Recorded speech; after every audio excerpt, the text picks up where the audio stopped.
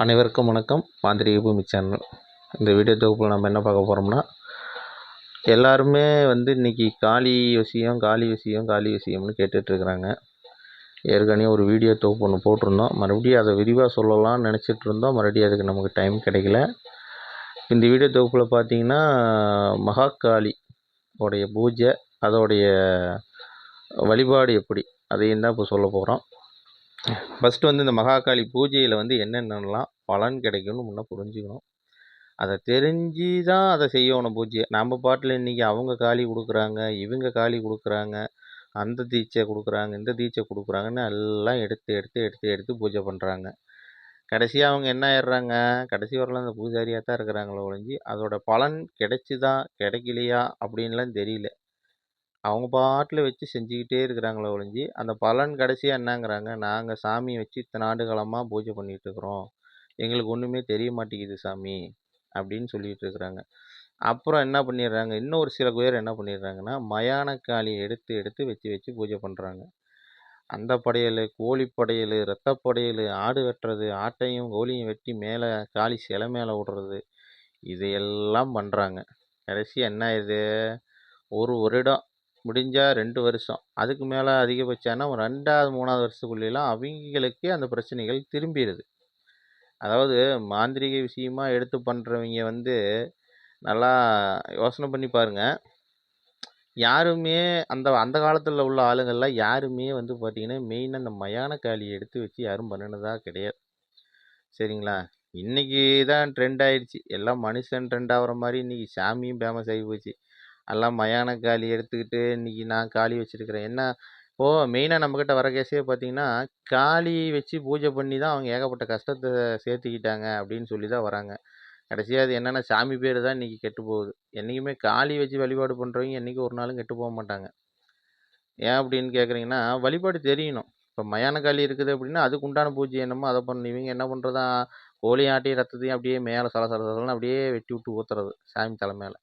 என்றைக்குமே ரத்தத்தை என்றைக்குமே எந்த தெய்வத்து மேலேயும் ஊற்றக்கூடாது. அது முன்ன தெரிஞ்சுக்கணும். அதே மாதிரியே எந்த தெய்வத்துக்குமே என்ன டைமுக்கு எப்படி பலி கொடுக்கணுமோ அதுதான். அதாவது மெயினாக பலி சைவத்தில் தான் என்றைக்குமே எந்த தெய்வத்தையுமே கொண்டாந்து நிறுத்தணும்.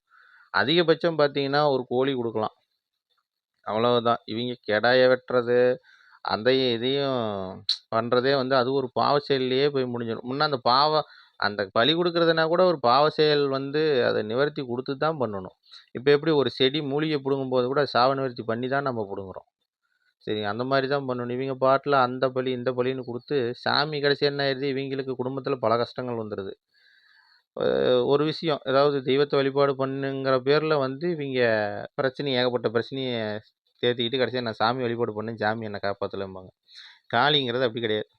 காளிங்கிறது பார்த்தீங்கன்னா, இந்த மாந்திரீக விஷயத்தில் பார்த்தீங்கன்னா எல்லாரும் காளி எடுத்தால் நம்ம ஜெபிச்சிடலாம், காளி எடுத்தால் ஜெபிச்சிடலாம் அப்படின்னு நினைக்கிறாங்க. அது கேட்குற வரத்தை கொடுக்குறது காளி. ஆனால் எல்லா வரமும் கொடுக்கும் அப்படிங்கிறது உண்மைதான் இல்லைங்களா? ஆனால் அது நாம் கேட்குற விதத்தில் தான் இருக்குது. ஆனால் மெயினாக பார்த்தீங்கன்னா காளியை வச்சு பார்த்தீங்கன்னா அதை பண்ணணும், மாரணம் பண்ணணும், வித்தியாசனம் பண்ணணும், இதையே தான் நினைக்கிறாங்க. ஆனால் காளிங்கிறது என்ன? காளியை வச்சு வழிபாடு பண்ணினாலே நமக்கு உண்டான முகவசியங்கள் ஏற்படும். அதே மாதிரி நாளைக்கு நடக்கிறது இன்றைக்கி சொல்லக்கூடிய தெய்வமும் காளி தான். இது காளி மிகப்பெரிய மகாசக்தி. இந்த காளியை வச்சு வழிபாடு பண்ணுறவங்க குடும்பத்தில் எந்த ஒரு பிரச்சனைகளும் இருக்காது. ஏன்னா காளி வழிபாடு அவ்வளோ சிறப்பாக சக்தியாக உங்களை காத்து நிற்கும். அதே மாதிரி காளியை வச்சு எந்த விஷயம் செஞ்சிங்கனாலும் அது கரெக்டாக இருக்கும். ஆனால் எந்த விஷயம்னாலும் நல்ல விஷயங்கள் தான் செய்யணும். நான் அடிக்கடி வீடியோவில் சொல்கிறதே அதான். எல்லாருமே நல்ல விஷயங்களை மட்டும்தான் செய்யணும். நாம் எடுத்ததையும் தப்பான வழி, அவன் எதிர்த்து பார்த்துட்டான், அவன் இருக்கக்கூடாது, இவன் என்ன மறைச்சி பார்த்துட்டான், அவனுக்கு அடி விழுகணும், பக்கத்து வீட்டுக்காரன் எனக்கு ஒரு மாதிரியாக பார்க்குறான், அவனுக்கு பிரச்சனையாகணும், இதையெல்லாம் நினைக்கவே கூடாது. நாம் என்ன நினைக்கிறோமோ அதை கிரகிக்கும். அப்புறம் என்ன ஆயிரும் அப்படின்னா அது நமக்கே திரும்பி ஆப்போசிட்டாக வந்துடும். அதாவது என்றைக்குமே ஒரு தெய்வத்தை எடுத்து வழிபாடு பண்ணும்போது அதை தெரிஞ்சு கரெக்டான முறையில் வழிபாடு பண்ணணும். இப்போ இது பாருங்கள், காளிக்கு பார்த்தீங்கன்னா இது படையல் வச்சுருக்குறோம். இது அசைவ படையல் தான் வச்சுருக்குறோம். அதாவது நீங்கள் எப்படின்னா நீங்களே இப்படி சொல்லிவிட்டு அசைவ படையல் வச்சுருக்கீங்களேன்னு கேட்கலாம். அது கிடையாது. அது நீ கேட்குற விதத்துலேயும் நல்லது தான். ஆனால் இந்த அசைவ படையல் என்னன்னு பார்த்தீங்கன்னா ஒரு சில ஒருத்தருக்கோ ஒரு பிரச்சனைகளுக்கு வரத்துக்காக அதாவது ஒருத்தர் ஒரு பிரச்சனையா இருக்குது அப்படின்னு சொல்லி வருவாங்க. அவங்களுக்கு உண்டான அதுக்குண்டான பூஜை, அதுக்குண்டான சக்கரங்கள் இதையெல்லாம் போட்டு அதுக்கு ஒரு பலி குடுத்து, அதாவது பலிங்கிறது வந்து ஒண்ணும் பெருசாலாம் கிடையாது. ஒரு சேவல் குடுத்து அதுக்குண்டான பூஜைய வந்து நம்ம செஞ்சு போடணும். அப்போ போடும்போது அது வந்து படையல் ஏத்து இது வந்து நாங்க வந்து வழிபாடு பண்றது வந்து அசைவத்தில பண்றது அப்படின்னா, நாங்க சைவத்திலயும் பண்றோம், அசைவத்திலயும் பண்றோம். இது வேணா மாந்திரீக ரீதியா இருந்தா ஆமா. இது வந்து மகாகாளி. மாந்திரீக ரீதியா பண்ணும்போது நமக்கு ஒரு சில சக்திகள் வந்து குடுக்கும். நம்ம என்ன இப்ப நம்மகிட்ட வர ஆளுங்களோட கோரிக்கைகள் வந்து நிறைவேறும். இப்போ ஒருத்தர் வராங்க அப்படின்னா, அவைங்களுக்கு ஒரு சில பிரச்சனை குடும்பத்தில எப்ப பார்த்தாலும் கஷ்டம், கஷ்டம் அப்படின்னு காரிய தடை இந்த மாரி கஷ்டமா இருக்குது, ஏவல் பிரச்சனையா இருக்கும்போதுன்னா, அப்போ அவைங்களுக்கு அவங்க கையாலேயே வாங்கிட்டு வர சொல்லி, நாங்க உண்டான பூஜையெல்லாம் பண்ணி படையல் போட்டு, அதுக்கு உண்டான சக்கரங்கள், எந்திரங்கள் இதெல்லாம் பண்ணி குடுக்கும்போது, அந்த வேலைகள் அவைங்களுக்கு நிறைவேறும். அதாவது ஒரு பூஜை வச்சுன்னா டக்குன்னு அந்த வேலைகள் வந்து நடக்கும். அது ஏவல் பிரச்சனை அப்படிங்கும்போது, காளிய பொறுத்தளவுக்கு சத்ரு சம்ஹாரி. அதாவது ஏவல் பிரச்சனை. ஏன்னா சத்ரு சம்ஹாரின்னா எல்லாத்தையும் அழிச்சிருவா அப்படிலாம் கிடையாது. அது நம்ப வந்து அந்த தெய்வம் வந்து சொல்லணும். இப்போ ஒரு ஆள் வந்திருக்காங்கன்னா, அவைங்களுக்கு என்ன பிரச்சனைன்னு பார்த்துட்டு அவைங்க சொல்றாங்கன்னா, அதுக்கு உண்டானது அவங்க உண்மைய சொல்றாங்களா, பொய் சொல்றாங்களா நம்ம கிட்ட நின்னு பார்க்கல.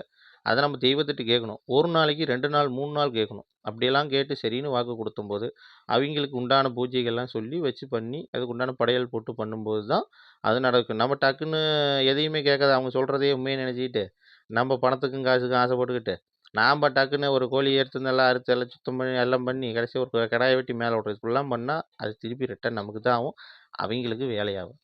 அதனால வந்து காளி பூஜைய வந்து மகாகாளிய வந்து என்னைக்குமே வந்து காளிய நம்பி வழிபாடு பண்ணுனா, கண்டிப்பா நடக்கும். இந்த மாரி பூஜைகள், இந்த மாரி ஏவல் பிரச்சனைகள் இந்த மாரி இருக்கலாம் நெறைய பேர் பண்ணிட்டு இருக்கிறோம். அடிக்கடி வீடியோவும் போட முடியல. இந்த மாரி நெறையா காளி பூஜைக்கு உண்டான வேலைகளும் பண்ணிட்டு இருக்கிறோம். அதே மாரி வந்து அம்மா இந்த காளியம்மா வந்து அம்மாவா நெனச்சு பூஜை பண்றவங்களுக்கு என்னைக்குமே வந்து எந்த விஷயத்துலயுமே தடைகள் வராது.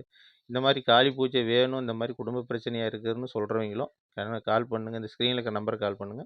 அதுக்கு உண்டானது என்னமோ நாங்க பண்ணி தரோம். நன்றி, வணக்கம். சிவாய நம.